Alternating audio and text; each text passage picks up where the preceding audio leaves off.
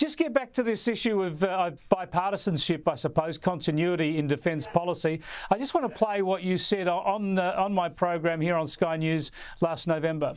And that's why I said last week in a speech that I gave in Perth that we'll work constructively with the government to deliver bipartisan defence solutions, and we'll oppose anyone who gets in the way of making sure that we have a strong ADF, strong supply chains, and the energy requirements that we need to build our defensive capability.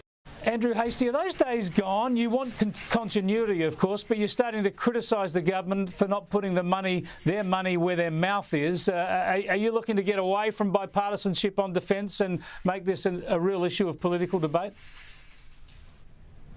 Not at all. I think we need to work together constructively in the national interest. For us, the country comes before our party because we are facing some of the most challenging strategic circumstances since the end of the Second World War.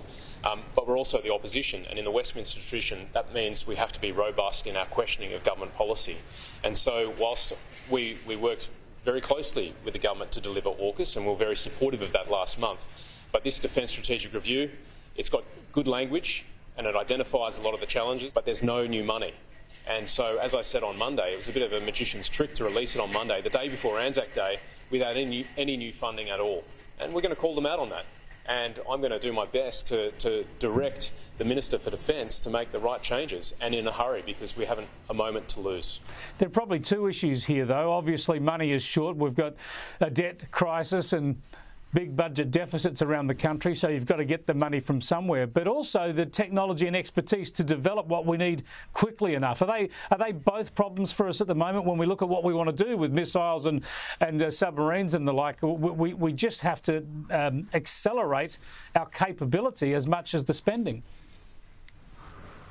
That's right. We can't continue to work within the 2.2% of GDP for the defence budget. It's only 6% of overall Commonwealth spending, and government is about making the hard decisions, and we need to up our overall defence spend. I mean, that's a simple fact. If we want to be competitive and we want to actually deter an adversary into the future. But one of the big problems that we have is the lack of human capital in this country.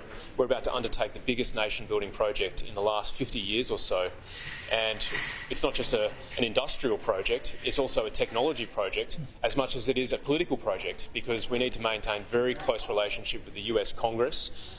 A lot of the things that we're getting over the next decade, whether they be Virginia-class submarines or a lot of the technology to support that, is all pending congressional approval.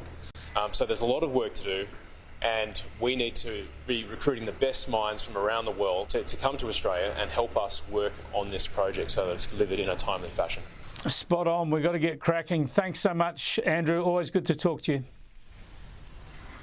A pleasure, Chris. Thank you.